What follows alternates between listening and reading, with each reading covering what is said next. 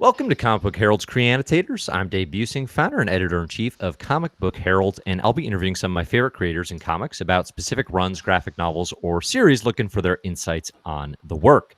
Today, I'm excited to welcome Ram V, co-creator of These Savage Shores, a 5-issue series from Vault Comics. These Savage Shores is set in mid-1700s England and primarily India, looking at the impact of colonialism on the region and adding in elements of vampire and demon mythology to a gorgeously constructed work. Ram, thanks so much for joining. Can you kick off and tell us a little bit about how this comic came to be? Yeah, my pleasure to be here, Dave.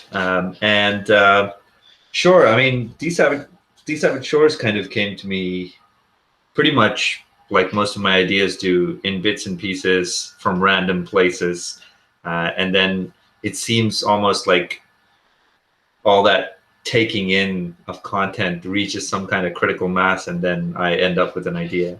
So the original roots of the idea is probably from me researching Indian mythology, and I was looking into Rakshasas, which is, I mean, it's always been a general area of interest for me. And I was looking into the Rakshas mythology, and I realized that on a fundamental level, the Rakshas, which is an Indian mythological monster, works a lot like a vampire. They live in forests and dark places. They come out at night. They attack unsuspecting strangers and drink their blood. And there seems to be some variation of this for most mythologies, to be honest. And so out of that interest, I went back and said, okay, let me look at the first mention of a vampire in European mythology. And I realized that the Indian mythology version predates the European mythology version by about 200 years. So we'll leave that there. And then much later, I was watching on TV, I was watching this show called Taboo, which is a Tom Hardy production, and it kind of deals with the East India Company and their activities, but focused more, I believe, in America, and then parts of it in Africa as well. So watching that, and then all of a sudden having had this vampire thing sitting in the back of my head, it just seemed to click, and I went, okay, I have a story to write. And beyond the obvious metaphor of, hey, colonialism is same as vampirism, it really gave me that kind of canvas to sit down and talk about Indian history through this interesting supernatural genre lens. Very cool. Very cool. Yeah, I did think like probably the one overarching metaphor that literally every reader can walk away with is colonialism is a vampiric presence towards India throughout history, right? Like it's one of those things where it's like, I don't know that I've ever seen it stated so eloquently, but at the same time, it's just like, oh yeah, like I feel like, you know, a high schooler like coming to the revelation of metaphor in Shakespeare. You know, I'm like, oh yeah, I get it. Like I see that one. I mean, to be honest, a lot of these ideas, the ones that I get really excited about are ones that when I have them and I check and go like, surely someone's done this before. Yeah. Of course, it's so obvious. And then you check and you realize no one's done it. You're like, oh, I have one of those ideas that is really obvious, but no one's done it. Yeah, which makes it stand out for sure. It really, really works. Along those same lines, the story kicks off in 1766, closely following, you know, that East India Trading Company in India, with this focus on exploring, you really put an emphasis on exploring the Indian leadership and culture and history, which I think it's inherently way more interesting to me because it's a perspective that I haven't gotten as much insight in throughout just my own life and education. So I was definitely like, okay, yes, this is way more interesting to me. What is it about this time period and approach to the story that really engaged you? I mean, a lot of people, it'll be obvious when I mention it, but a lot of people don't realize that India wasn't India until the British left, and in 1947 declared it to be a country. So technically, India was just a group of feuding states that were never a single country before 1947. And so I don't think a lot of people realize that.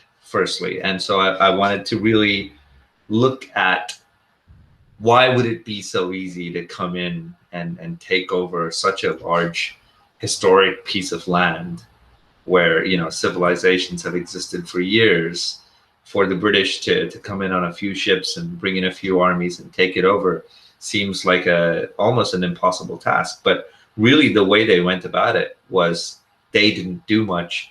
They just played everyone against each other and made deals of sort of convenience with a lot of the princely states that were there at the time. Sure. So I think that was important for me to express.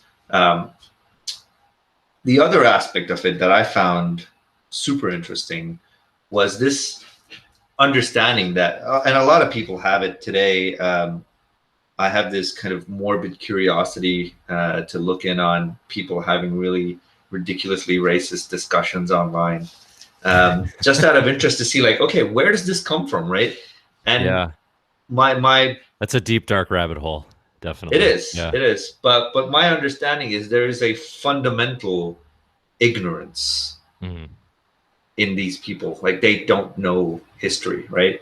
And the claim is that the colonizer, the imperialist, went into these places in the world that were not progressive, that were savage, that were that didn't have technology or didn't have knowledge or diplomacy or politics. And then the imperialist went over there and showed them the light of civilization, is the idea. Right. Whereas hopefully when you read this book, you get a sense of, oh my God, like there were really complex empires here with people who had survived so many changes of rulership in time. And so there were countries with rich histories, with rich technological advancements and socio-political advancements, that if you then think about the whole thing with that context, you realize that, oh, if this group of people had been left alone, had never been exposed to colonialism and imperialism as such, the world might have pieces of poetry, pieces of art, pieces of politics, pieces of literature that are so fundamentally different from what we consume right now. Sure. We've lost an entire train of thought each time a civilization gets colonized. Yeah. No, that's really interesting, and that definitely comes out in the work. I think we've been seeing a similar thing, or I should say I've been seeing a similar thing here post the George Floyd murders in the States. In regards to Black history in America. And like you're saying, that fundamental ignorance, that definitely is something that I'm reconciling with myself. Things like the Tulsa, Oklahoma massacre of Black Wall Street, things like that I had not heard of until Watchmen, on HBO. Yeah, but that's the beauty of human existence, right? We are fundamentally curious creatures. Like, the human being is the only animal that would look at something and go, how does this work? Rather than, how can I get food from it? Or how can I use it to be more powerful? How can I have shelter? And so largely the ignorance is not because of some kind of lack of human curiosity or endeavor. It's because we live in these systems that make it comfortable for us to be ignorant of these things. And so I believe that is a fundamental duty of art, is to make people uncomfortable and go, hey, I'm hopefully shaking you hard enough to go, you should look at this, and you should be curious about why people want statues taken down. You should be curious about why people say they've lived in a system of slavery for hundreds of years. And so I think part of the reason for making this book was to go, oh, you like vampires, do you? Great. Here's some Indian history to go along with that. Yeah. It tricks you into learning something along the way. Right. Which is great, which is essential to good art. And I think one of the most interesting inversions that stands out initially is the first issue. And we'll be getting into spoilers a little bit, I think, as we talk about the work.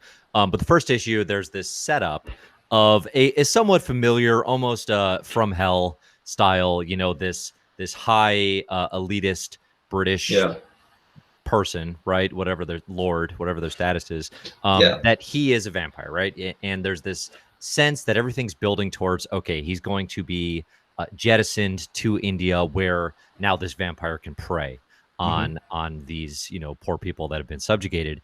And what you do, I think, that is awesome, is you invert that, and actually there's like you're I don't know that it's a fair equation, but like you're saying that, hey, India would have its own art and its own culture without you. It has its own vampire. It has its own mythology, right? And it's a stronger one, and it really, really works. One thing I was particularly captivated by was there's these many origins of the Rakshasa. The way you're building that mythology. What was your interest in sort of giving it this like almost fairy tale like background, but obfuscating like any true definitive origin? You know, what were you playing with there? Sure. I think taking away that definitive origin makes it easier for that character to work as part of the metaphor, right? Because if I make that character tangible, like, okay, this is his origin story, this is who he is, this is where he's been living since, you know, then suddenly that's an object with a definitive shape and a boundary that you can then put aside and go, oh, that's just a person. But because he doesn't have this defined boundary, and because you could almost say he is just all of mythology from that region, then it becomes, on some level, when you start thinking about the metaphor, you go, oh, okay, I get it. This is their history. Bishan is the history of this place. And so I suppose he's meant to be evocative of kings and demons and gods. And it plays later on into an argument that, again, spoilers, into an argument that he has with the big bad vampire from London, who's this Count Jure Grano, where essentially European vampires look at themselves as an evolution of man. They go, we are evolved from this thing, therefore we are better than it. And so we must feed on it. Of course, it's a lesser creature that we feed on. Whereas if you look at it from Bishan's point of view, the Rakshas is already this beautiful, great thing that then bequeathed its world to human beings. So then the understanding is, it is better to be a human being than to be me. And now if you take that to the metaphor of colonialism, the colonizer always thinks he is better than the thing that he is colonizing. Whereas if you take the place itself and the history of the place itself, the history of the place looks at its own people and goes, no, these are the descendants. These are the inheritors of my legacy. And so that's looking at India from two opposite points of view. The vampire, aka the colonialist, and Bishan, aka its own history, if you will. Sure. Yeah, no, that makes sense. One piece that I was gonna say for later, but I think connects to that, is one thing that stands out in that final battle between the Rakshas and this English kind of more like traditionally media friendly vampire, right? The almost the Count Dracula kind of thing, right? He's a literal count. Even for the quote unquote survivors of colonialism, like there are these lasting wounds, right? And ultimately in this instance, like this is dealt with through violent revenge in this final vampire battle. So in order to conquer this English vampire, the Rakshas has to essentially transform into an even more horrid monster, right? It has to absorb and become something even worse. What was can you kind of talk through like the thinking on that sequence and what that means to you? Yeah, I mean, I think it follows along the same metaphor, which is to say, you know, it's easy for people to come in and look at India and say, oh, look at all its flaws. It's such a poor country. There's so much poverty. There's so much inequality. And I guess part of that you can trace back to its colonial history. And you can say that, no, it is this way because it had to become this way to deal with years and years of oppression. It is this way because the fundamental lines of inequality and division were drawn during the British era of rule. And you can look at a country now and pity it for its flaws and monstrosities, if you will. But you don't like for example, people come from Europe to India and they do poverty tourism. Like they go through slums in India and they go, oh, this is what it's like to be really poor and live in like shanty towns. How wondrous. And my point is that, yeah, they exist because for 200 years, this country wasn't allowed to have its own resources go to its own people. And so you're absolutely right. That metaphor is exactly what it sounds like, that these countries had to become warped, terrible, monstrous things and do terrible things to their own people because that's how they dealt with the baggage of that colonialism left them with. Yeah. A lot, again, not a lot of people know this, but the reason I chose the port of Calicut as kind of the staging ground for this whole thing is that port pre-East India arrival, I think, did close to 23% of the world's trade through that single port. Yeah, that is a lot of money going through a very small piece of land. You can only imagine how prosperous that place must have been. Sure. There were trading sort of bastions for Portuguese traders, French traders from Arabia, bringing coffee. The French had like military installations on the grounds of that port. It was genuinely like at a date and time when we go like, oh my God, look at London. People from all over the world are here. Like this is 1760s. And it genuinely had people from all over the world coming there. Yeah. Yeah. It must have been such a beautiful place. Right.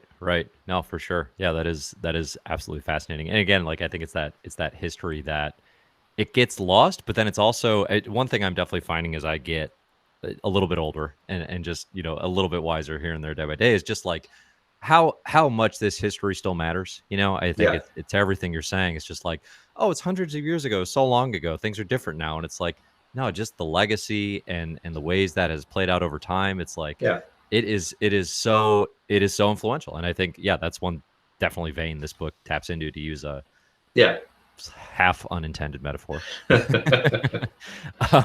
So, all right. So in terms of craft, I think These Savage Shores features a very deliberate framework set within the 9-panel grid.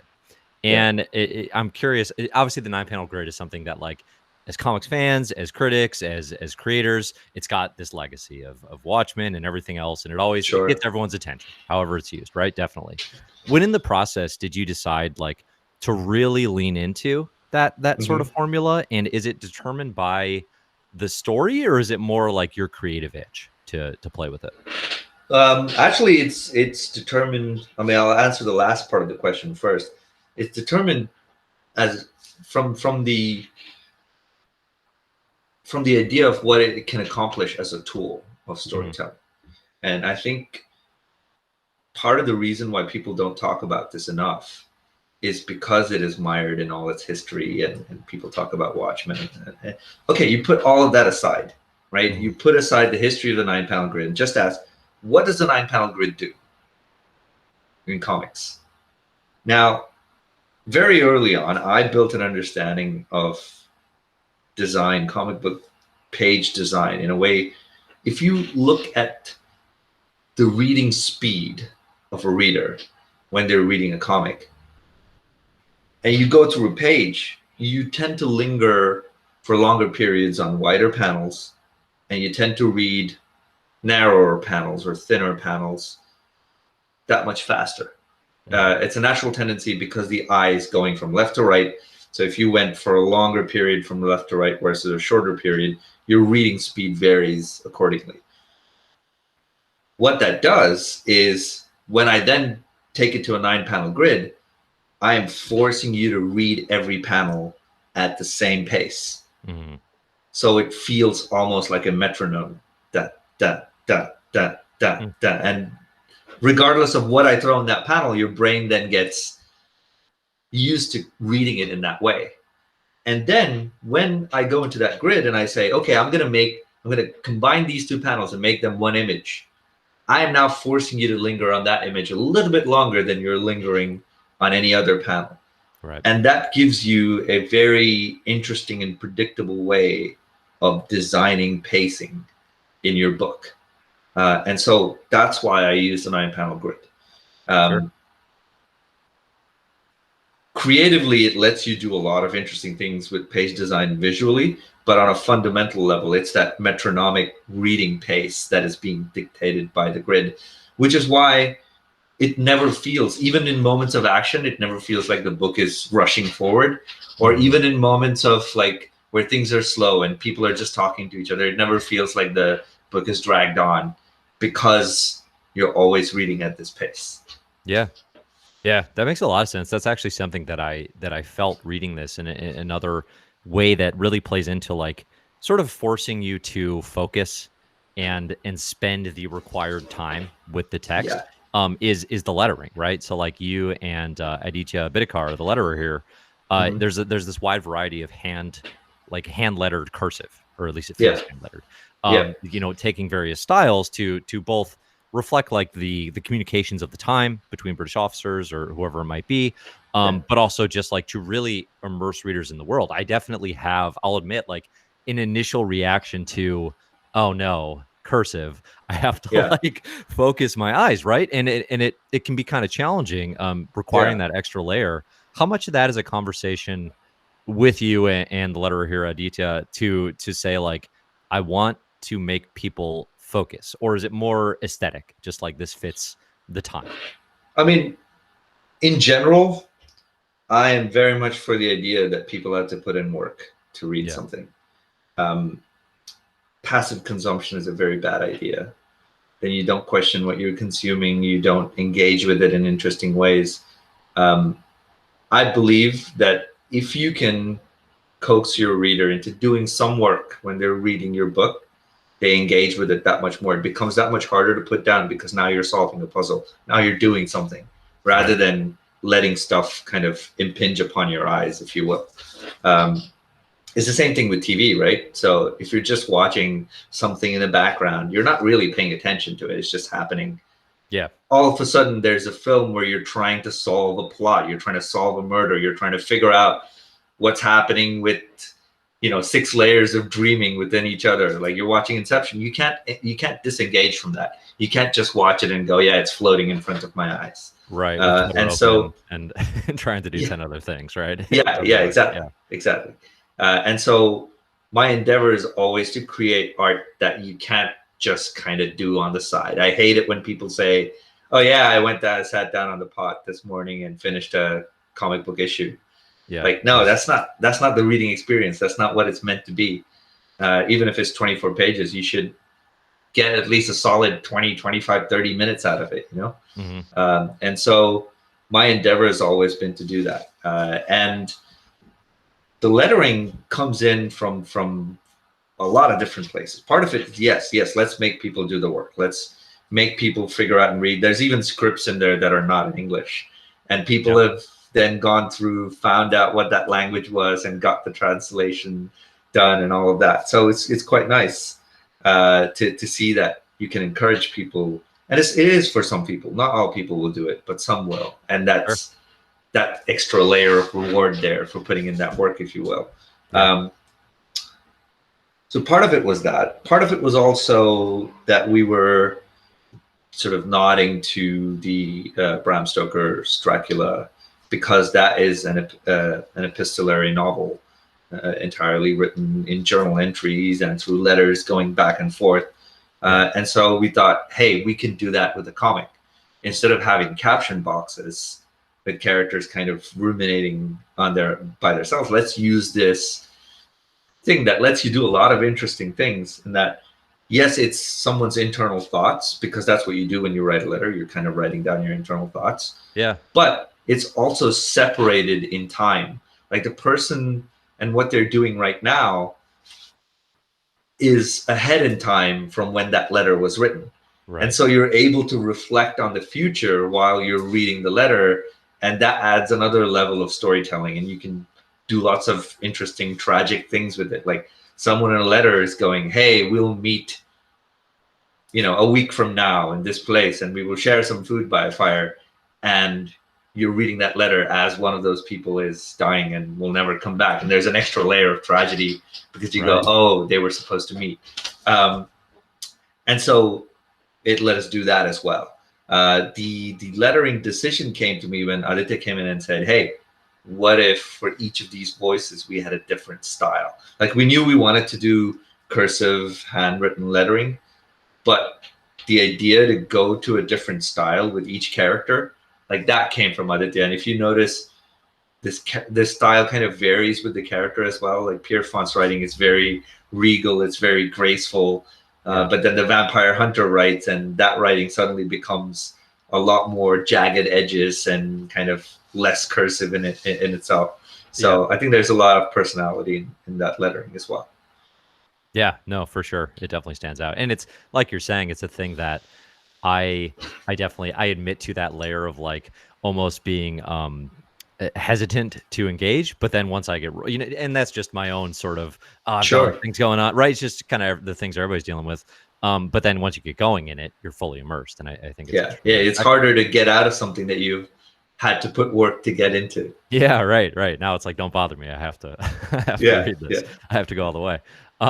You mentioned the Vampire Hunter, which actually I find interesting now. In the middle of this conversation, what role does the Vampire Hunter play in the metaphor? I'll admit to sort of a definite lack of clarity. It's not something I had really interrogated. Like that character's just, I'll admit, like I didn't really come away with why. What is that presence? I guess that presence is the person watching this stuff happen, right? Yeah. Like to me, I refuse to believe that everyone in England sitting at the time and watching the East India Company do these terrible things was going, yeah, of course that's correct. Of course they should be doing this. No, there must have been people who looked at it and went, I'm not sure this is right. Like, this is not cool. I don't think we should be going into other countries and kind of exploiting their resources this way. Yeah. And the Vampire Hunter is really sort of that voice, because I think most people are in that place. Most people are, they come from a place, he comes from a place of ignorance. He goes, of course, vampire equals evil, so I must kill it. Yep. And so he finds this Rakshas and he goes, oh, it must be evil too, so I must kill it. Mm-hmm. He comes from that place of ignorance. And the longer he spends, he gets, you know, he tries to do it, he fails, he goes into prison, he starts observing how these people live, how this creature exists. And his opinion of this creature changes. Mm-hmm. And so when he comes out of prison, he goes, I don't know what's good and bad anymore. Maybe we're all monsters. Maybe we're all good men.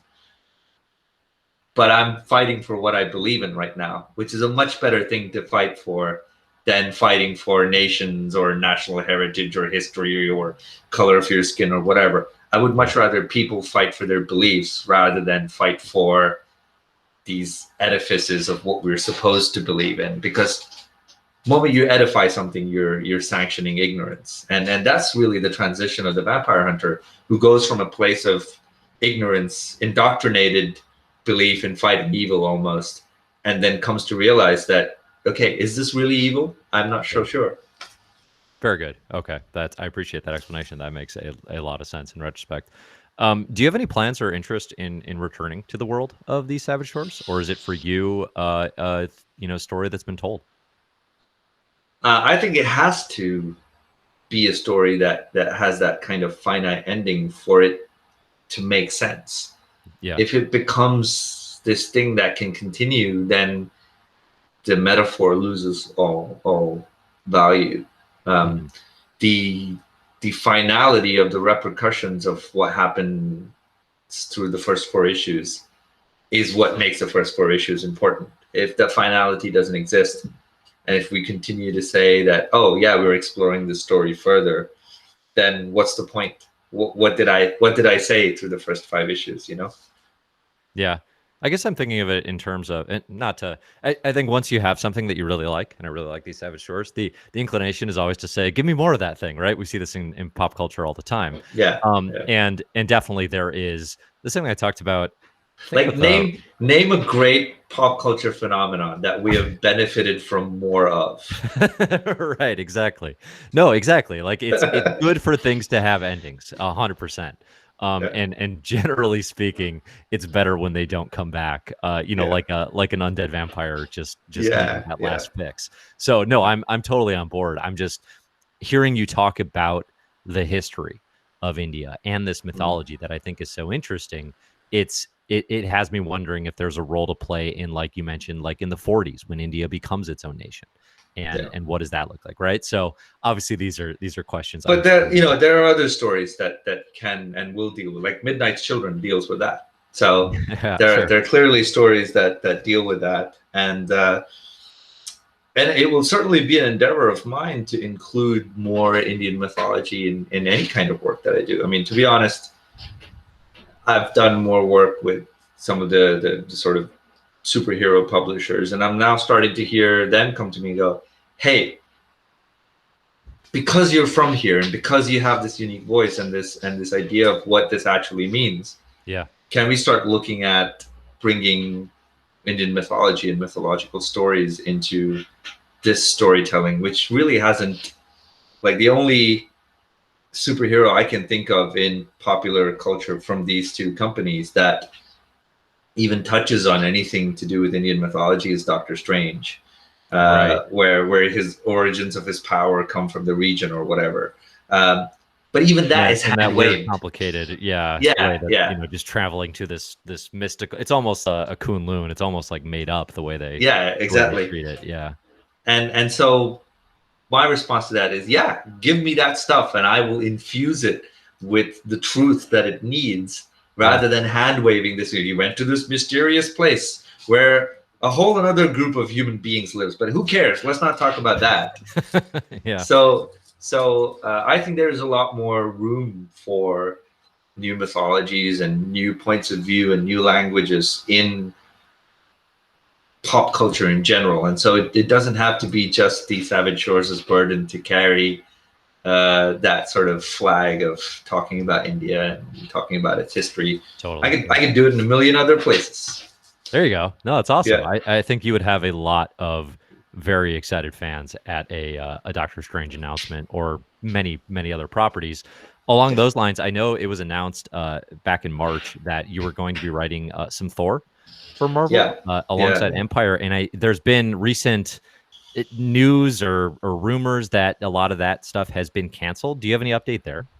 It's definitely not coming out because it is a casualty of the coronavirus restructuring that happened there. And I understand that. I mean, Marvel reached out and they said, listen, it's going to be this because we had to restructure our schedule, so we're kind of sticking to the main line of books and cutting down on the tie-ins, which is, completely fair. It's their decision to make.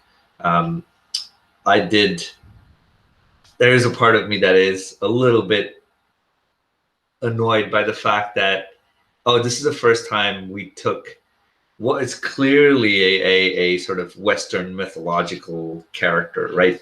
Thor. Like you don't get more Viking Norse mythology than that.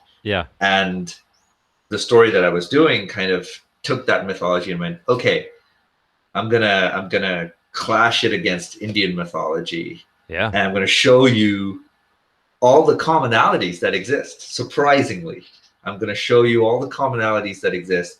And you're going to go, oh, I really didn't think the same mythological figures and elements existed anywhere else. And so I think there's an exciting train of thought to be had there. But we'll have more opportunities to do that, I'm sure.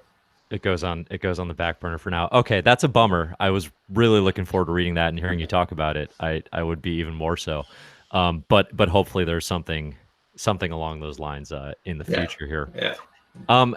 Along that same, well, I guess before I get to what you do have coming in the pipeline. So this work, these Savage Shores, has been pretty rapturously received, and for good reason, right? It definitely resurfaced recently with the 2020 Eisner nominations, and the book was not nominated.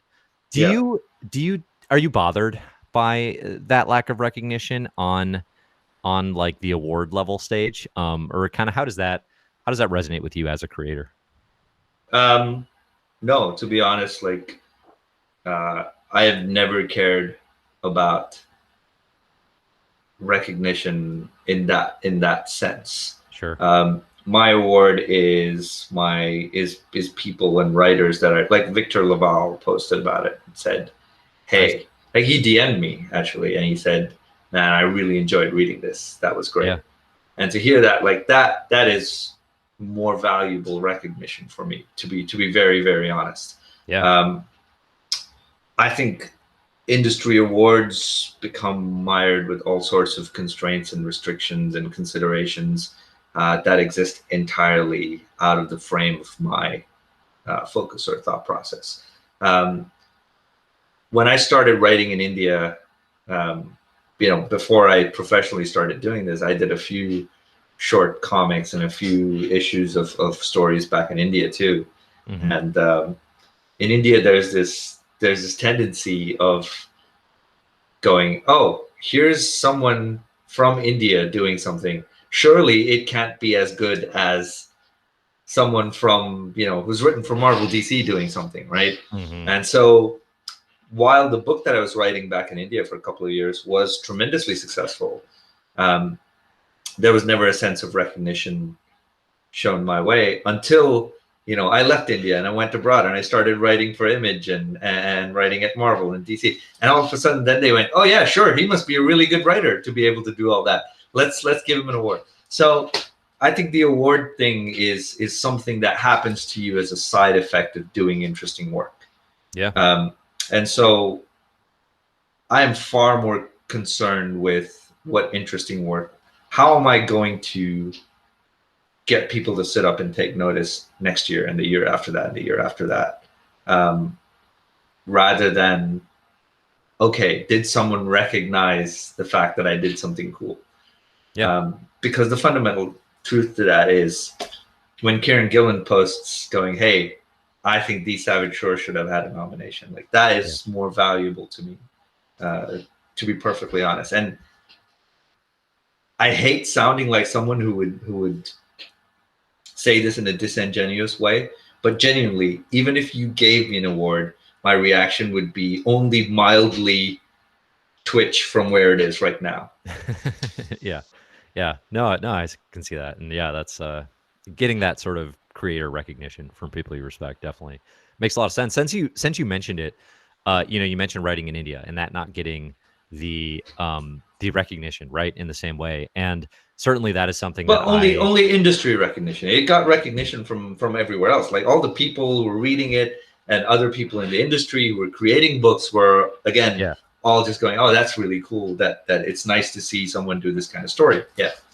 Yeah, no, for sure. And I think that's it's an industry-wide problem. It's a challenge. Even stuff like manga, which is enormous, right, tends to get short shrift in a lot of comics publications, myself included, right? It's just not been my experience. And look at the Oscars buzz this year when people were talking about like how come Queen and Slim didn't get a look in, and the Oscars committee were like, to be honest, we get sent so many things. I don't think I've watched Queen and Slim. Like, how can you not watch something that was sent to you and then go, oh yeah, sure, it might have deserved an award, but I didn't see it. But I'm busy, right? Yeah, not the best excuse. So getting to those creators and work that's going there, do you have recommendations or places that people, writers, publishers from India that people should check out? I think that's a complicated question and complicated answer. I think there are really, really good artists in India that publishers and readers from all over the world should check out. I think the comic book industry and writing in India has been kind of, it suffers from the after effects of being in the shadow of a much larger market like Marvel DC that has the same access to Indian readership. And so you see a lot of publishers in India wanting to do more Marvel DC-esque stuff, which just ends up being a paler copy of Marvel DC stuff. And so I would like to see much more original writing come from India. It exists in some places.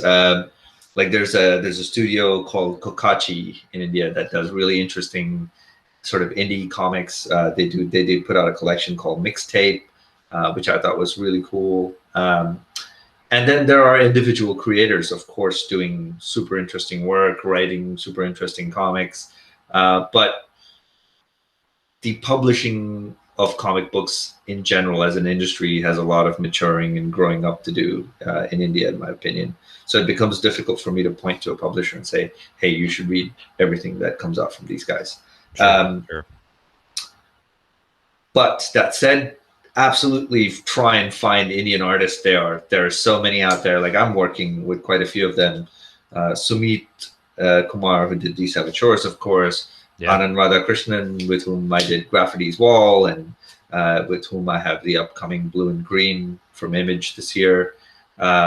And then I've worked with Dave Pramanik, who was the artist on Paradiso that came out from Image. Yeah. And so there's a lot of art. Like I could name names, but I doubt people know them. But I would certainly recommend spending some time on Google and looking at Indian comic book illustrators. Yeah. Yes, totally. No, I don't mean to put you on the spot and say, tell me everyone you know, and that sort of thing. I know that's the problem. Like I know tons of people, but I mean, if I say, okay, you should look up Salman Patel because he is really interesting, I don't think people are gonna remember that rather than just Googling Indian comic book creators. Yeah, no, it's definitely something that I'm like making a point of this year is like you have to do the work, right? You have to look and find diverse talent across the board because one thing that I read a lot of Marvel and DC stuff. Absolutely, it's what I cover. But it's like if they just read that, you're not getting the full profile of. Well, even Marvel and DC, like these Savage Shores happened. Lots of people looked at the art, they loved it, and then DC came in and said, "Hey, Sumit, do you want to do a couple of issues of Secret Files or Batman or whatever or Action Comics?" And I would probably say that you're one of the biggest publishers of comic books around. Like, why don't you have a presence in countries where there are all these artists that could be doing tremendous work? Yeah. And all it takes is for you to go, hey, we have an online portfolio review for artists from this country. Submit. Mm-hmm. And yeah, sure, it takes time, but I imagine if I could put in the time to find artists that I was interested in working with from an industry, like most of these people, I didn't meet them at a convention or anything. I found them on the internet. Sure. And so if I can find them on the internet, surely everyone else you can. Have access to the same research tools. Yeah. In this instance. Yeah. No, it's a great point. For sure. No, and I think I look forward to seeing like you and Sumit, like his work on these Savage Shores is astounding. I mean, like even just the way he depicts, I mean, all the monsters and the use of the 9-panel grid and inventive stuff there like really stands out. But even just like the depictions of animals, like there's some shots of a leopard that I was literally showing to my 3-year-old son because he loves animals. Hey, check out this leopard. This is so cool, right? So it's awesome artwork. And he's one of those guys. He loves going out to places in India and actually taking reference. He's a wildlife enthusiast as well. So he got everything that was in his strong suit in terms of drawing for the issue. And it's surprising, but he's super young too. Like he's like, I think he must be like 26, 27 now. Yeah. And so I'm only looking forward to the anticipation in terms of imagine where he's going to be, 6 years from now. Yeah. In terms of his art. Yeah, it's going to be amazing. For sure. That's awesome. What other works do you have on the horizon? Things you want to plug? You started talking about some of the Image books, but what's coming up next? Yeah, so I have a few things in terms of creator-owned stuff that's coming out. Blue and Green, which is a noir horror jazz story set. Jazz, like it's like freeform style, or about jazz music? It combines stuff about jazz music and the atmosphere and the history around it. Okay. With noir and horror sensibility. So I guess the best way to pitch it is imagine Whiplash meets Angel Heart. Okay. Awesome. Yeah. So that's coming out in October. Again, part of what I try to do with each book is I don't feel like I should be putting out books that look like all the other books out there. So I feel like there's quite a unique voice and language to the visuals in this book as well, just as D7 Shores did. And so I'm very excited for it to come out. It comes out in October. I have another book with Vault called Radio Apocalypse, which sees me return to my post-apocalyptic sci-fi obsessions. But with the twist that, yeah, sure, it's post-apocalyptic sci-fi, but it's actually the story of the last functioning radio station on the planet. And so it really is talking about the importance of music in the end times. Nice. My sort of fun pitch for that is, the idea came to me when I was going, well, if the world were to end next week, what would I put on a mixtape? I love it. Yeah. Yeah. So awesome. Super fun. Yeah. So it comes from there. It does this as fun as the apocalypse can be, I guess, right? Yeah. I'll get out and dance. Yeah. I mean, hey, if that's the only thing that's left, you better do it. So, but no, it does this interesting thing where each issue is kind of staged around a song, and it's written, again, it does things with a medium. It's genuinely written in a way where you're supposed to play that song on your headphones while you're reading, and hopefully it adds to the experience. We'll see. I love that. Okay, cool. I've been there's some, I don't know if you like play around with Webtoon at all, the digital comics on there, but no, I haven't. Yeah. Oh, it's kind of it's an interesting digital medium, but a number of those will come with soundtracks, right, and things like that, where it's like, okay, as you scan the sound, and it's, I don't know, it's like almost the simple thing that comics have been playing with, but it's also super fun to add that layer and yeah. Like, it's and like, again, it's like putting the puzzle together, you know? Yeah, again, in terms of engagement, like, the issue doesn't tell you which song to play and when. You have to find it in the art. It's in the art. So when people start playing a certain song in the art, you're supposed to find that song and play it on the side. That's awesome as well. So yeah. It's gonna be an interesting thing. I mean, obviously it functions on its own even without that, but again, like I said, it adds layers of enjoyment and reward to the narrative. So I'm very excited about that. And then I've got a couple of projects that I'm still working on. So we don't really have like a date for that yet, but it'll be at Dark Horse and potentially one at Boom. Gotcha.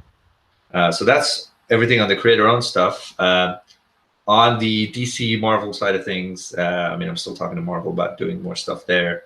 So we'll see what comes of that. But with DC, I continue writing Justice League Dark and Catwoman. My run on Catwoman starts from 25, which I'm very excited about. Again, one of those characters that scratches a completely different itch for me in terms of, I don't get to do just street level crime anywhere else. Yeah. And so I think that's a really fun thing to be able to write. Did you pitch for Catwoman, or was that something that was the character was pitched towards you? Well, so originally when I started writing at DC, I was working with Jamie Rich, who was the editor in Catwoman at the time. Yeah. And so when he initially wanted me to write issues, it was on the Catwoman series. So I wrote Catwoman 9 and then wrote 14 and 15 as part of Joelle's run. Right. And people responded really well to that. So when Joelle eventually decided to move on from the series, the new editor on that book, or rather the editor that came after Jamie on that book, who's Jessica Chen, and she came to me and said, "Hey, we really liked what you did with the character in those 3 issues. So do you feel like you want to become the ongoing writer for this?" And I said, "Yes, absolutely," because I get to go back and read all of Darwin Cook's work on the character again. Yeah. It's great stuff. Oh, that's awesome. No, I'm really looking forward to that run, that taking off. I need to go back and check out those issues, 9, 14, and 15, you said. I was reading 9 especially. Came out, yeah. Like 9 especially, I'm pretty proud of, because it was a one-shot, and I had to set up, execute, and show the consequences of a fairly complicated heist in the span of 22 pages. So I'm pretty proud of that one. Nice. And John Timms, who did the art on that issue, was amazing as well. So yeah. Sure. Cool. And then Justice League Dark. James brought me into that book when he was moving over to Batman. Yeah. He said, "Hey, do you want to write this?" And I said, "Yeah, of course. Give me all the weird characters from DCU. Put them in one place." Who's your favorite like horror Justice League Dark character that you're writing now? I mean, as part of the team, I kind of enjoy writing all of them. I think my natural tendencies with writing supernatural stuff kind of puts me in the direction of characters like Swamp Thing and Fate and Zatanna and stuff. And I think Wonder Woman is an interesting challenge to write as a magical character. Yeah, given her sort of mythological background to her origin and stuff. So I think there's a lot to be done there. But also it's a learning experience for me as to how much you can actually do with a team book, because everyone has to have their screen time. So I can't just linger on characters, if you will. Yeah. And we're in an interesting place because I decided to continue the story that James was telling. Like I don't want to turn around and go, "Hey, that thing you've been following for 16 issues. Well, yeah, that's not happening anymore." I didn't want to do that. So we're continuing that story. And that kind of wraps up over the next few issues, if you will. And I've written those issues. So I'm now in a place where my editors have come back to me and said, "Okay, where do you want to take this now? What do you want to do with it?" Yeah. And so I've pretty much got a blank canvas in front of me. And that's an exciting place to be with some of these characters, because when I was asked, like, what is your take on Justice League Dark? Yeah. I said, look, people already get their sort of big bombastic battles and big superhero moments with Justice League, the main book, right? What Justice League Dark should be doing is sort of poking into the weirder corners of the DCU. Right. And so I want to start pushing in that direction where you start seeing more unexpected characters and more unexpected scenarios than you would otherwise imagine. Awesome. Yeah. Awesome. I'm looking forward to that. Cool. Well, thanks so much for that's about it. Well, that's a lot. That sounds like a good amount of work and some really exciting work there on the DC side. And I have to say that Radio Apocalypse with the musical cues is definitely the one that got my attention the most. But it all sounds cool. So, all right, we'll be checking that out. I will definitely be promoting these Savage Shores to people over on Comic Book Herald. But thanks so much for taking the time to talk. This was a lot of fun for me and a good conversation. Same here.